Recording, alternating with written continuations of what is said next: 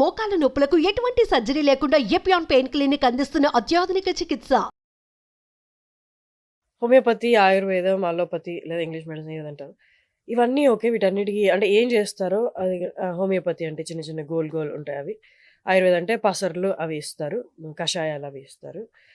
నాకు తెలిసిన knowledge as an audience తెలిసిన నాలెడ్జ్, నేనేం డాక్టర్ చెప్పండి. అండ్ ఇంకా మెడిసిన్స్ అంటే తెలుసు మనకి, టాబ్లెట్స్.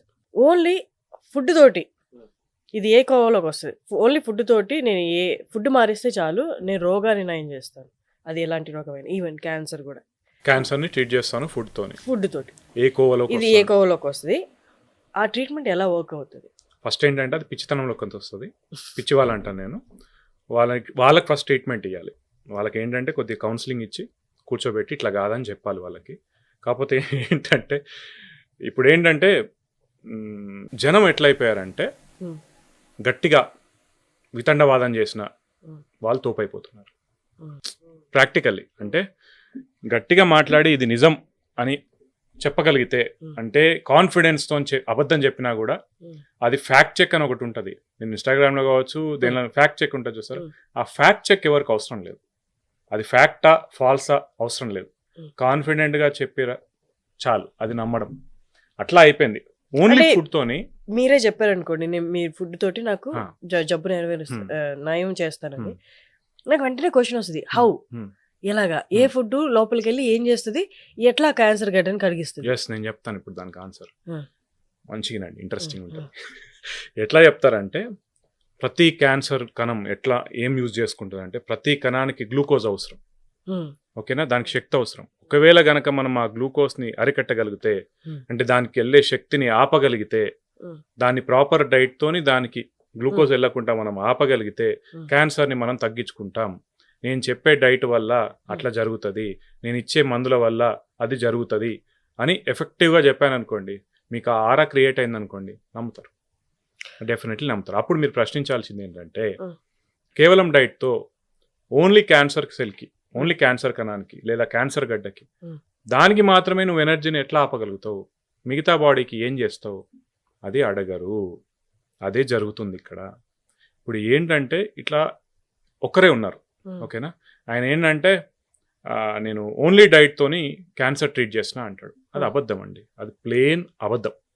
కాకపోతే ఏంటంటే ఏంటండి ఆయన బయటకు స్టేట్మెంట్ చేస్తున్నారు ఓన్లీ ఫుడ్ తో అని, మీరు ఎలా చెప్తారు కాదు అబద్ధం అని? నేను అదే అంటున్నానండి, స్టేట్మెంట్స్ ఎవరైనా ఇవ్వచ్చు, మీరు కాదు అని ఎలా చెప్పగలుగుతున్నారు అంత కన్ఫర్మ్ గా?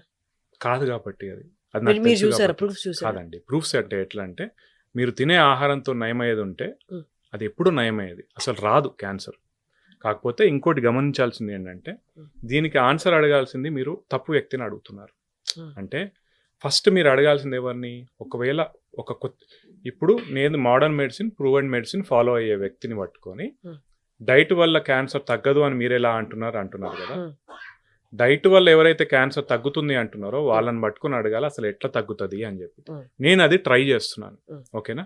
మీరేంటంటే డైట్ వల్ల క్యాన్సర్ తగ్గుతుంది అన్నప్పుడు మీరు ప్రూవ్ చేయాలి, టెస్టిమోనియల్స్ కాదు. నేను మళ్ళీ చెప్తున్నాను, మీరు 100 మంది పేషెంట్లు తీసుకొని నేను ఇట్లా చేశాను దీనివల్ల తగ్గుతుంది అని చెప్పాలి, అది చేయరు.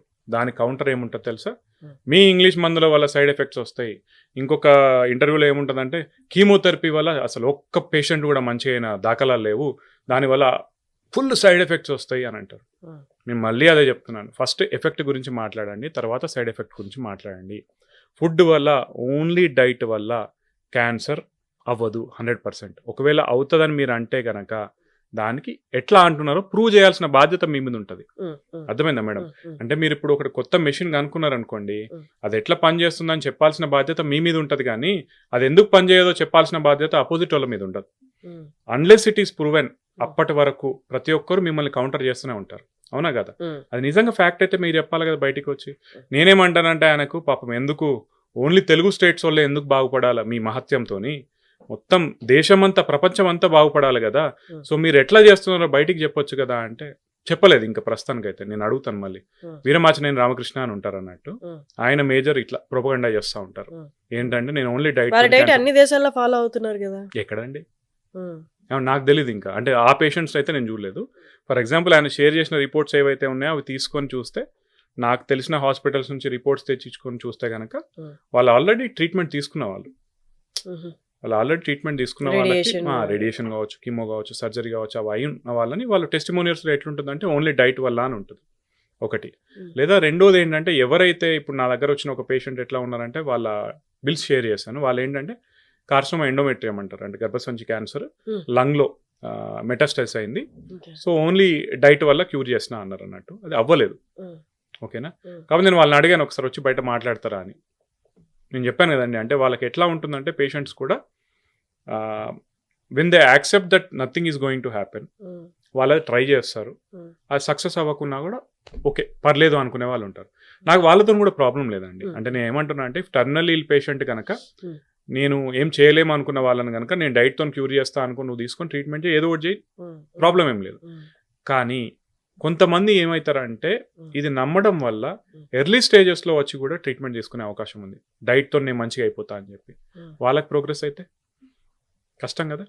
అటువంటి వాళ్ళు ఉన్నారా అంటే ఉన్నారు. ఇప్పుడు నన్ను పట్టుకొచ్చి తీసుకురమ్మంటే కష్టం నాకు. వాళ్ళంటే వాళ్ళే రావాలి. ఎందుకంటే ఇప్పుడు మీరు రేపు ఇంకొకళ్ళు వాళ్ళందరికి కావాలి కదా. నిజంగా అది ప్రూవ్ అయింది అంటే మీరు బయటకు వచ్చి చెప్పండి, ఖచ్చితంగా చెప్పండి. అది ఖచ్చితంగా మిగతా వాళ్ళు కూడా ఫాలో అవుతారు, మీ ఫ్యామిలీ లాగే వాళ్ళు కూడా కదా.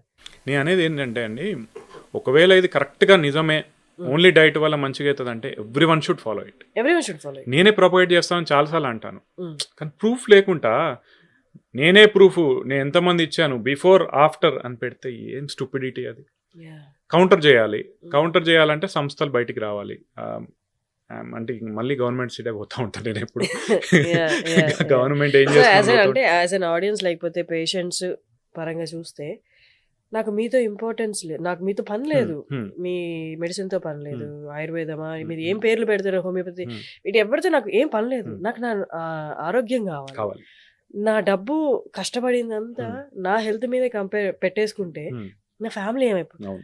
సో నాకు మీలో మీరు అందరూ కొట్టుకుంటే నాకు తెలియదు అసలు ఏం పేర్లు పెట్టినా, నాకు ఒక బెస్ట్ సొల్యూషన్ కావాలి అనుకుంటున్నాను. కానీ ఇప్పుడు బయటకు వచ్చి ఇన్ని మాట్లాడుతున్నప్పుడు అసలు పేషెంట్ ట్రీట్మెంట్ స్టార్ట్ చేయడం కదా, అసలు ఏ ట్రీట్మెంట్ స్టార్ట్ చేయాలన్నది కన్ఫ్యూజన్ వచ్చేస్తుంది. యాక్చువల్లీ కన్ఫ్యూజన్ అని కాదండి, మీరు ఏంటంటే అన్నిటికీ గూగుల్ చేస్తారుగా. గూగుల్ తల్లి ఉందిగా మీకు, మరి దీన్ని గూగుల్ చేయొచ్చుగా. అది కూడా నమ్మడం మానేసంగా మేము ఇప్పుడు. లేదు, ప్రతి ఒక్క దానిలో ఏముంటుందంటే ఎఫికేషియస్ ట్రయల్స్ ఉంటాయండి. మీరు క్లినికల్ ట్రయల్స్ అని కొట్టారనుకోండి, మనకు మొత్తం గూగుల్లో వచ్చేస్తుంది. ఈజ్ రేడియేషన్ యూస్ఫుల్ అని ఏదైనా ట్రయల్ అని కొట్టారనుకోండి, ఏదో ఒక ట్రయల్ వచ్చేస్తుంది. ఇంతమందికి చేశారు, ఇంతమందికి ఇక్కడ రిజిస్టర్ అయి ఉందని చెప్పి వచ్చేస్తుంది ప్రతి ఒక్క మందు కూడా వస్తుంది. అంటే కీమోథెరపీ కావచ్చు, ఇమ్యూనోథెరపీ కావచ్చు, టార్గెటెడ్ థెరపీ కావచ్చు. ఈజ్ దిస్ యూస్ఫుల్ అని కొడితే కింద ట్రయల్స్ డెఫినెట్గా వస్తాయి. మీరు ఎక్కడ చూస్ చేసుకోవాలని అంటే అదంతా ఎడ్యుకేట్ చేయాల్సిన బాధ్యత ఎవరితో నాకు కూడా అర్థం కావట్లేదు యాక్చువల్లీ. ప్రతి ఒక్కరు ఎంబీబీఎస్ చేయలేరు. కాకపోతే మీరు ఇన్స్టాగ్రామ్లో ప్రతి ఒక్కరు ఎంబీబీఎస్ డాక్టర్స్ కన్నా కూడా మేధావులే అందరూ. అది కూడా ఈ మధ్యలో కొత్త ట్రెండ్ అయిపోయింది. నీకేం తెలియదు, మీకు తెలుసా అసలు విఆర్కి ఎంత గొప్పోడు ఆయనకంటే.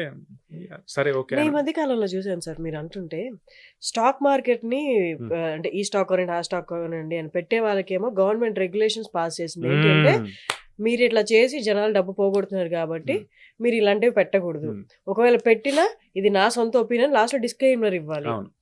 Why not to medicines? No, వాళ్ళు అందుకే ఏం చేస్తారంటే ఎవరైనా ఈ ప్రాక్టీస్ చేసే వాళ్ళు ఏం చేస్తారంటే ప్రతి వీడియో ముందు డిస్క్లైమర్ ఇస్తారు. పాయింట్ నెంబర్ 1 ఇస్తున్నారా మెడిసిన్స్ వాడమని చెప్పే వాళ్ళకి కూడా. అండ్ ఇంకొకటి ఏంటంటే మీరు ఒకవేళ వాళ్ళ ప్రిస్క్రిప్షన్ చూస్తే మోస్ట్ ఆఫ్ దెమ్ ఎవరైతే ప్రాపగేట్ చేస్తారో వాళ్ళ సిగ్నేచర్ ఉండదు అక్కడ. ఓకేనా. సో లాజికల్గా లీగల్గా వాళ్ళు కరెక్టే.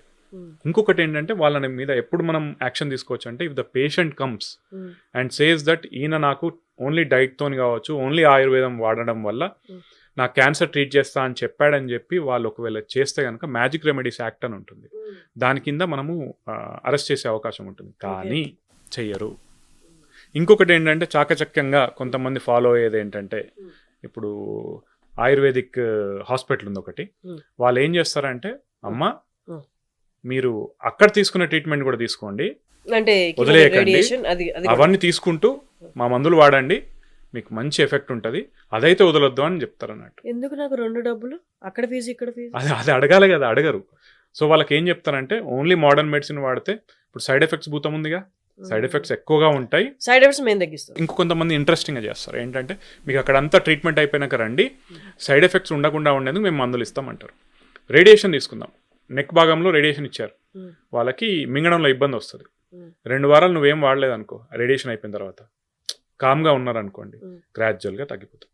ఆ 2 వారాలు నువ్వు ఆయుర్వేదం వాడినావు అనుకోండి, గ్రాడ్యువల్గా తగ్గిపోతుంది. ఆ 2 వారాలు నువ్వు హోమియోపతి వాడినావు అనుకోండి, గ్రాడ్యువల్గా తగ్గిపోతుంది. అంటే నువ్వు ఏది వాడినా వాడకున్నా ఆ సైడ్ ఎఫెక్ట్స్ అనేవి అన్ని గ్రాడ్యువల్గా 2 వీక్స్లో తగ్గిపోతాయి. కానీ నువ్వు వాడిన దాన్ని బట్టి ఏం చేస్తావు, నేను ఇది వాడాను కాబట్టి సైడ్ ఎఫెక్ట్స్ తగ్గించినా అని ఆయన అంటాడు, నేను ఇది వాడినా కాబట్టి సైడ్ ఎఫెక్ట్స్ తగ్గినా అని నువ్వు అనుకుంటావు, నువ్వు ఇంకో 10 మందికి చెప్తావు. దట్స్ హౌ సో ఇట్స్ మేము ఇప్పుడు గోయింగ్. మాట్లాడుతున్నా అంటే ఓన్లీ క్యాన్సర్ గురించి. అవునండి. హోమియోపతి, ఆయుర్వేదిక్ మిగతా వాటికి బాగా పనిచేస్తుండొచ్చు. మీరు చెప్పేది ఓన్లీ క్యాన్సర్కే. నేను యాక్చువల్లీ ఏంటంటే నేను కన్ఫైన్డ్గా నేను క్యాన్సర్ గురించి మాత్రమే మాట్లాడతాను. Yeah. మిగతా దానికి జనరల్గా మాట్లాడదలుచుకోలేదు. వేరే వాళ్ళు మాట్లాడితే బెటర్ అనేది నా ఉద్దేశం. ఎగ్జాక్ట్లీ. ఓకే.